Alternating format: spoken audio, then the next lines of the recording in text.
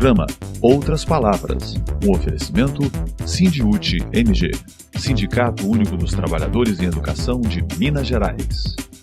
Olá, acompanhe agora.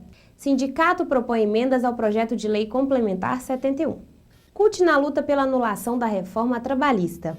Por que os profissionais da educação são contra o projeto Escola Sem Partido? As notícias da CNTE de Brasília.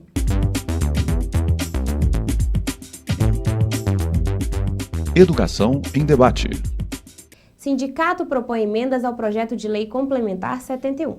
Durante a audiência pública na Assembleia Legislativa de Minas Gerais, no último dia 19 de outubro, o Sindiúte-MG apresentou 3 emendas propostas ao projeto de lei complementar 71, PLC 71, de autoria do Executivo e que altera a Lei Complementar 138 de 2016. A coordenadora-geral do Sindiúte-MG, Beatriz Cerqueira, fez um balanço da audiência.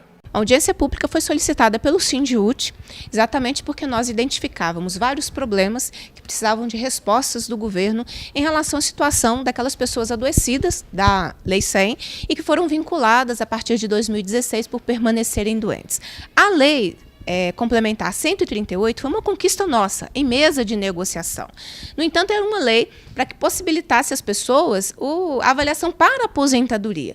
1 ano e meio depois, o Estado não conseguiu avaliar todo mundo, por isso a necessidade da prorrogação do prazo final, que era 31 de dezembro de 2017, para que essas pessoas permaneçam vinculadas ao Estado e tenham direito à avaliação para a sua aposentadoria. Então, o projeto de lei complementar 71, que está em tramitação aqui na Assembleia Legislativa, cumpre essa tarefa, reivindicação do sindicato. Mas o Sindiúte apresentou outras 3 emendas que também dialogam com a realidade das pessoas, no sentido de resolvê-las. Primeiro, a manutenção do salário das pessoas entre uma perícia e outra. Nós estamos com experiências que as pessoas ficam 2, 3 meses sem receber salário em função de agendamento de perícia.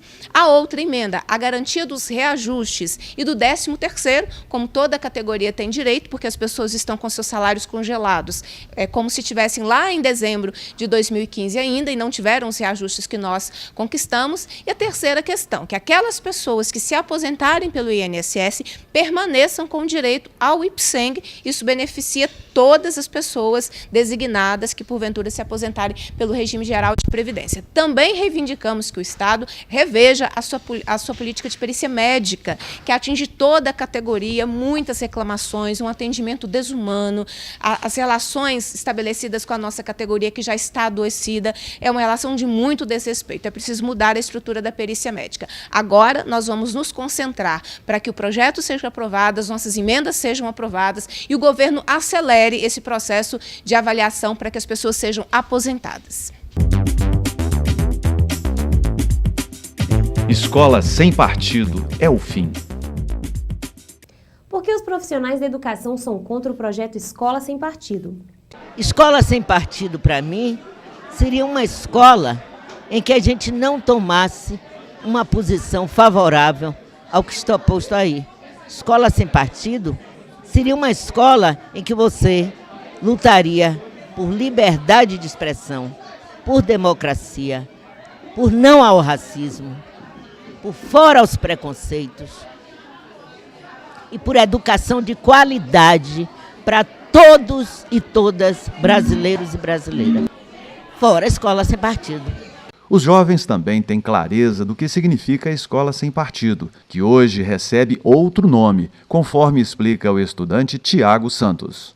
Que hoje a gente chama de Lei da Mordaça, que é um projeto que proíbe discussões políticas, de gênero, de sexualidade dentro das escolas, que a gente sabe muito bem que hoje a gente é o país que mais mata a comunidade LGBT, é um país que, assim, a agressão contra as mulheres ainda é muito forte e é um país que ainda assim é muito racista. Então a juventude hoje está na rua justamente por direitos sociais e por pedir que a educação seja melhor e que a gente merece ter uma educação de qualidade e gratuita também. Momento CUT Minas. CUT na luta pela anulação da reforma trabalhista. A partir desse sábado, 11 de novembro, entra em vigor a reforma trabalhista do governo Michel Temer. Essa reforma teve início com a discussão de alguns itens da consolidação das leis trabalhistas, a CLT. Então, era para ser uma reforma de apenas alguns itens da CLT, mas acabou que mais de 100 artigos foram alterados. Nós conversamos com Frederico Melo, técnico do DIEESE, na subseção da CUT Minas. Ele vai nos explicar os principais impactos dessa reforma na vida do trabalhador e da trabalhadora. Frederico, que reforma é essa? Essa reforma é uma reforma que veio atender a interesses da classe empregadora do país. Ela é uma reforma muito grande, mas que, em última instância, tem o objetivo de diminuir a proteção à classe trabalhadora brasileira e aumentar a proteção às empresas. E ela retira a proteção aos trabalhadores e às trabalhadoras, tanto aquelas concedidas pelo Estado brasileiro, quanto as concedidas pela sua representação sindical. Então, este é o objetivo final desta reforma que entrou em vigência. Agora, ninguém foi ouvido, né? A princípio, pelo menos, nem os trabalhadores, nem os sindicatos. Foi uma reforma em que se ouviu apenas um lado, o empresarial. Exatamente. E, na minha avaliação pessoal, o governo planejou essa mudança feita a toque de caixa, feita muito rapidamente. Ele mandou um projeto relativamente restrito para o Congresso Nacional e, rapidamente, esse projeto alterou de cabeça para baixo a CLT e foi aprovado. Então, eu entendo que essa trajetória de aprovação já estava nos planos do governo. Pois é, e sobre esse assunto, a coordenadora do Sindiúti, presidenta da CUT Minas, Beatriz Cerqueira, esteve participando numa audiência na Câmara dos Deputados, também no Senado, falando exatamente e questionando quem foi ouvido. A quem o Congresso Nacional ouviu para aprovar uma reforma em tão pouco tempo? Eu gostaria de fazer uma reflexão. Como é que a gente explica para a população brasileira que uma reforma trabalhista entrou aqui no Congresso Nacional em dezembro de 2016, mudando 6 artigos? Saiu no dia 26 de abril, alterando mais de 100 artigos. E em 76 dias foi aprovada neste Senado. Quem esse Senado ouviu? Com quem esse Senado conversou? O Zé Maria não contou. O Zé Maria é ameaçado de morte em Minas Gerais pela luta contra a terceirização, pela luta pela primarização.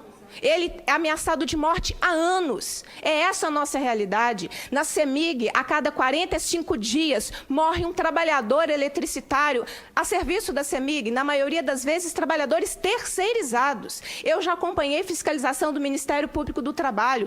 Os meninos são aliciados no norte de Minas aos 18 anos, param de estudar, vão para casas na região metropolitana de Belo Horizonte, casas que cabem 4 ou 5 pessoas, eles colocam 20 homens, 4 fogões, porque eles são obrigados a fazer sua própria marmita, que comem às 4 horas da tarde. Na maioria das vezes, a comida vai estar azeda, estragada. É da vida dessas pessoas que nós estamos falando. Então, a reforma da Previdência, a reforma trabalhista, a terceirização, a reforma do ensino médico, a desprofissionalização docente, elas se integram para este novo Estado brasileiro que nós, pessoas comuns, temos o dever de combater e de não aceitar que ele se imponha. E aí, de fato, é necessário que nós possamos debater que a reforma trabalhista não é para você discutir com o seu patrão meia hora para você jogar futebol. É simplificar demais a vida do trabalhador brasileiro. As pessoas não discutirão que vão reduzir meia hora para poder fazer um churrasco na sexta-feira ou para jogar futebol ao final do dia. A reforma trabalhista foi desenhada, foi escrita por uma única mão, a do capital. Não houve equilíbrio de forças. Pois bem, e muitos ataques a direitos dos trabalhadores. Eu gostaria que você enumerasse para a gente alguns deles, os principais, por exemplo. Olha, na verdade, a reforma tem um duplo objetivo. Por um lado, retira direitos coletivos e individuais da classe trabalhadora e, por outro lado, enfraquece a capacidade de resistência da classe trabalhadora, tanto a resistência realizada no seu sindicato, quanto a ajuda prestada pelo Estado. Então, a reforma antitrabalhista, ela ataca os direitos e os contratos de trabalho, a representação sindical, o papel da justiça e do Estado de maneira geral nas relações de trabalho. Entre os pontos principais, eu indicaria que estão a prevalência do negociado sobre o legislado, as diversas formas de contratação precárias que são ou instituídas ou ampliadas, a negociação individual e a mudança no papel da Justiça do Trabalho. Nós vamos tentar falar um pouquinho de cada uma dessas coisas, e começando com o negociado sobre o legislado. Você sabe o que é isso? O que seria, então, dentro do mundo do trabalho, a prevalência do negociado sobre o legislado? Na situação prévia à reforma antitrabalhista, a lei e a Constituição Federal constituíam patamares mínimos de direitos, ou seja, não poderia ter uma relação de trabalho, pelo menos uma relação assalariada de trabalho, que previsse direitos inferiores aos estabelecidos na lei e na Constituição.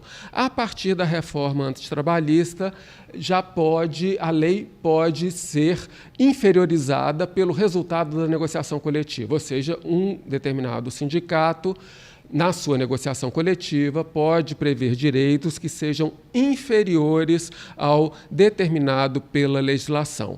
E aí você pode pensar, bom, mas o sindicato não vai querer fazer um direito inferior ao que a lei garante. Sim, o sindicato eventualmente não vai querer fazer isso, mas ele pode vir a ser obrigado a fazer isso mediante os mais diversos expedientes, como, por exemplo, a ameaça de demitir trabalhadores e assim por diante.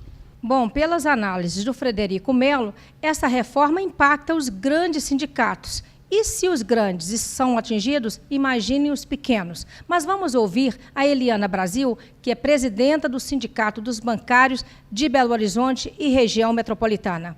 Muitas vezes as pessoas olham estarrecidas para a gente. Será que o que ela está falando desse trabalho intermitente? Será que o que ela está falando, ou as pessoas estão falando sobre o negociado, sobre o legislado? Tudo que uma pessoa, um pau-mandado do patrão assinar, vai valer sobre o que está na legislação. Então, são coisas assim, parece saídas de um caldeirão de uma bruxa muito má, sabe? Um caldeirão de coisas muito maléficas acontecendo. Então, a gente repassa as informações verdadeiras e não que a mídia golpista tem soltado. Nesse tete-a-tete, nesse ombro a ombro, a gente está conseguindo fazer valer, né, a verdade, que a verdade, antes que ela tenha data aí para que ela comece, que é esse dia 11 de novembro. E as formas de contratação, elas são, de fato, precárias?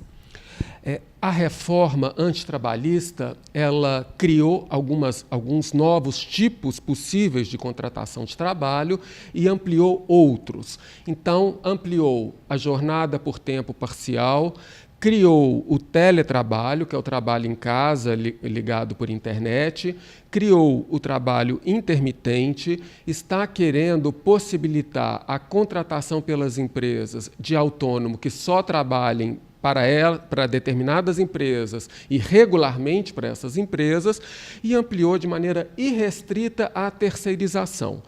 Bom, a maioria dessas formas de contratação, se não todas elas, são precárias. Por que elas são precárias? Porque elas prevêem menos direitos do que a relação típica de emprego assalariado com carteira assinada, que era o padrão que a gente tinha até agora.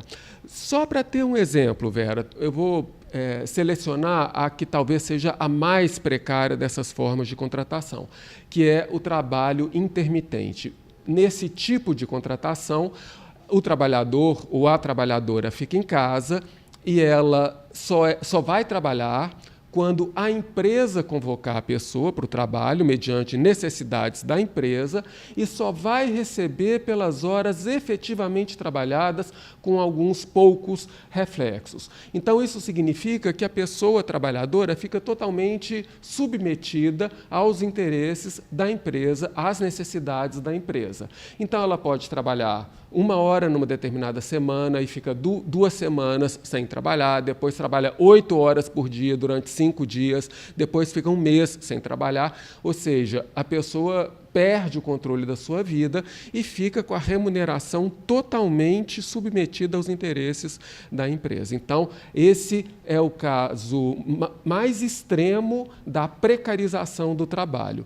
E, por fim, um outro risco muito sério que a reforma antitrabalhista traz é da transformação dos trabalhadores e das trabalhadoras em pessoa jurídica, ou seja, os trabalhadores e as trabalhadoras vão ser contratados não como pessoas físicas com carteira assinada, mas o patrão vai exigir que elas façam uma empresa, PJ, pessoa jurídica, e vai contratar a empresa desses trabalhadores. E qual que é a perda? Bom, uma empresa jurídica não tem 13º, não tem jornada de trabalho, não tem férias, não tem hora extra e assim por diante. Mas tem encargos, né? E tem obrigações. Tem encargos e tem obrigações, inclusive encargos tributários, paga imposto. Pois é, então corre-se o risco da gente criar agora uma massa falida de empresários ou de autônomos pseudos empresários. Exatamente. Eles vão transformar as pessoas em empresas ou em empresários sem ter condições e, na verdade, sem ser de fato empresários, porque aquela é uma situação mascarada de emprego para uma empresa.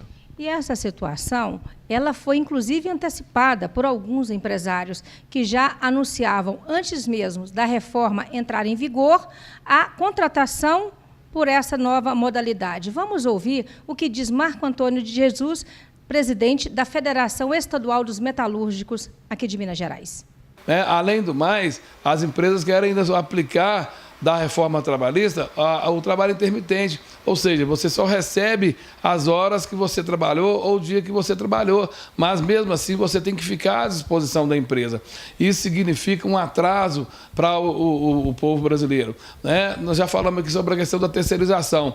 Hoje, nas empresas metalúrgicas, a terceirização significa redução de salário, precarização. As pessoas que são terceirizadas, muitas das vezes eles não têm direito nem de andar no ônibus da empresa, eles não têm direito de usar o refeitório da empresa. Então a terceirização para a gente é muito ruim.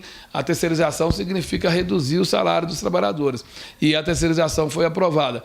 A reforma da Previdência é outra luta, que não deve sair da pauta. A reforma da Previdência significa a gente morrer trabalhando e não conseguir aposentar, porque significa contribuição de 49 anos. A pessoa, homens e mulheres, tem que ter 65 anos de idade para conseguir aposentar. Significa não conseguir aposentar. Então, nós temos que lutar também contra a reforma da Previdência. E o que a gente fica estarrecido, o que deixa a gente indignado, é que nem os governos que foram eleitos pelo povo brasileiro, esses governos não conseguiram implementar essas ações que esse governo golpista, esse governo que não foi eleito pelo povo trabalhador, ele está implementando, né? Então nós temos que fazer a nossa luta também contra esse governo, temos que fazer a luta contra esse Congresso que está aí, esse Congresso que tem votado tudo aquilo que é contra a classe trabalhadora, para que a gente possa voltar, avançar novamente, para que a gente possa ter as nossas condições de trabalho melhoradas. Nós sabemos muito bem que foram 20 anos de construção, 20 anos de luta, e que agora nós vamos ter que fazer toda essa luta novamente para a gente conseguir avançar. Esse governo, ele votou, inclusive, que não terá mais investimento na saúde, investimento na educação, investimento na segurança durante 20 anos. Então, significa um país que não vai avançar. O mercado de trabalho, ele sempre penalizou as mulheres, e isso não é de hoje. Mas agora, com a reforma trabalhista, será que o cenário para nós mulheres vai mudar? Vai mudar para melhor? Vamos conferir com Frederico Melo. Na verdade, a gente tem um exemplo concreto da interpretação das empresas sobre a questão da relação entre a reforma antitrabalhista e a situação das mulheres no mercado de trabalho. Um banco soltou um relatório prevendo os impactos da reforma antitrabalhista e anunciou que a reforma antitrabalhista ia beneficiar as mulheres, porque as mulheres provavelmente serão as maiores interessadas em trabalhar em jornada parcial, em trabalhar no teletrabalho, ou seja, trabalhar em casa, ou em trabalhar sobre o contrato de trabalho intermitente ou até mesmo como autônomo. Mas, se formos olhar com o ponto de vista da classe trabalhadora, na verdade, as mulheres e outros segmentos populacionais já desfavorecidos, esses grupos estarão, então, submetidos à piora dos seus contratos de trabalho. Ou seja, o avanço, eu diria, lento que as mulheres têm conseguido em aproximar a sua situação no mercado de trabalho à dos homens, pode ser posto a perder com a reforma antitrabalhista, porque elas ficarão concentradas nesses contratos precários. Imaginem só, a mulher grávida num ambiente insalubre. Isso pode, com a reforma trabalhista? Pode. Pode parecer mentira, pode parecer um filme de terror, mas a reforma antitrabalhista permite que a mulher lactante e gestante trabalhem em áreas insalubres. E mulheres, por exemplo, na área de saúde, em outras áreas também, elas estão muito submetidas à jornada de 12 horas de trabalho por 36 horas de descanso. Então, elas poderão trabalhar 12 horas em áreas insalubres, mesmo sendo gestante ou lactante. Essa reforma trabalhista, ela também tem uma outra aberração. Imagina o trabalhador diante do patrão, negociando, como se igual fosse. Isso vai acontecer no Brasil? Até hoje, a história mostra um cenário diferente. Frederico Melo, essa reforma poderá fazer esse milagre? Pode, Vera, infelizmente pode. A reforma antitrabalhista parte da hipótese falsa de que a pessoa trabalhadora tem o mesmo poder que o seu empregador na relação de trabalho. E, na verdade, a gente sabe que isso é uma mentira, porque a pessoa que trabalha, ela depende do trabalho para sobreviver. Então, muitas vezes, ela abre mão de direitos para manter a relação de emprego da qual depende a sua sobrevivência e a da sua família. Então, é um falso milagre. É um falso milagre, é uma mentira. Porque não teria essa equiparação de forças. Exatamente, não existe essa equiparação de força. Então, eu vou dar só um exemplo das possíveis negociações individuais que poderão passar a ser feitas diretamente entre a pessoa trabalhadora e a empresa. A empresa, a partir da reforma antitrabalhista, poderá exigir que o trabalhador ou a trabalhadora faça hora extra e exija, ao mesmo tempo, que essa hora extra não seja transformada em remuneração adicional, mas que seja compensada. Então, a pessoa faz hora extra numa determinada semana e, na semana seguinte, ela compensa, com uma jornada menor, as horas extras feitas na semana anterior. Se essa compensação for realizada no próprio mês de realização da hora extra, não precisa nem mesmo ter um documento escrito que essa negociação foi feita. Então, o que a gente vai ver, na verdade, é a empresa pressionando a pessoa para fazer a hora extra e seja lá como também pressionando para a pessoa compensar essas horas feitas e não, então, pagando as horas extras realizadas. Um outro exemplo também muito rápido. A reforma antitrabalhista permite que a empresa peça aos seus empregados e empregadas um recibo de quitação anual de pagamento de todos os direitos trabalhistas dessa pessoa no ano anterior. E esse recibo vai ter que ser assinado lá junto ao sindicato. Mas é como se a pessoa trabalhadora se sentisse obrigada a assinar esse recibo de quitação dos seus direitos sob pena de perder o emprego. Então, a reforma antitrabalhista prevê essas aberrações. A partir de agora, a reforma diz que você já conhece tudo, parte do pressuposto que você entende da lei, entende da negociação, enfim, você é autossuficiente. Então, não precisa de sindicato mais, seria isso? Exatamente. Agora, os contratos de trabalho superiores a 1 ano não precisam ter a sua rescisão contratual realizada, homologada no sindicato. Então, pode ser realizado no escritório da empresa, entre representante da empresa e trabalhador ou trabalhadora, sob pena de perdas de direitos muito representativos. Então, essa reforma, ela tanto enfraquece o trabalhador quanto enfraquece o sindicato. Exatamente. Esse é um bom exemplo para mostrar como a reforma antitrabalhista, ao mesmo tempo, reduz direitos e reduz a capacidade, reduz a força do sindicato na resistência à perda de direitos. Mas e será que essa reforma ela impacta também o servidor público? Nós estamos falando para uma plateia basicamente voltada para a área da educação, mas também outros servidores públicos. Essa reforma chega lá? Eu diria que já chegou. E já chegou, vai chegar ainda mais, pelo menos por 3 vias. Primeiro, porque no setor público a gente já tem uma série de segmentos que são privatizados através da terceirização.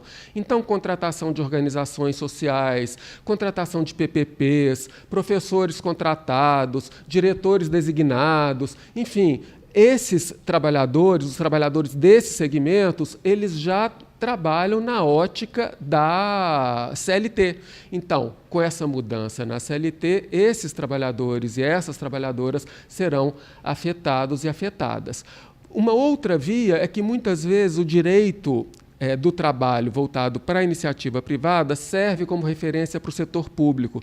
Então, pontos dessa reforma antitrabalhista, eventualmente, poderão ser considerados como do campo do direito dos servidores e das servidoras públicos estatutários. E, por fim, seria uma ingenuidade grande se a gente assumisse que o governo faria uma reforma tão grande na área do direito do direito do trabalho da iniciativa privada e manteria intacto o direito do trabalho dos servidores e das servidoras.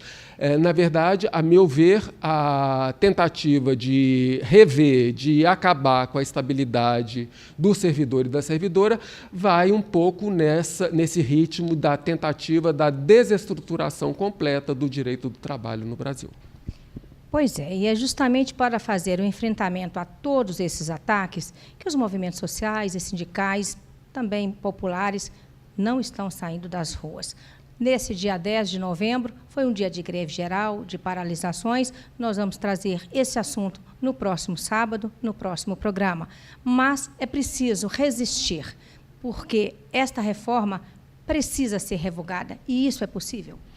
Isso é possível e a classe trabalhadora, de maneira organizada, coletivamente organizada, em conjunto com os demais representantes do movimento social, devem se preparar ou para revogar essa lei ou para reconstruir o direito social e lutar por uma maior igualdade e por justiça social no Brasil.